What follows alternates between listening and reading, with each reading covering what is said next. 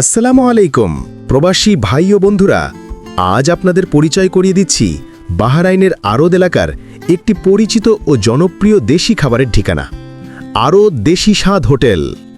Midway market দিক থেকে সোজা এলেই তিনমুখী রাস্তার মোড়ে এটি চোখে পড়বে, আর রামেজ মার্কেট দিক থেকে এলে সিগন্যাল পার হয়েই সামনে রেস্টুরেন্ট।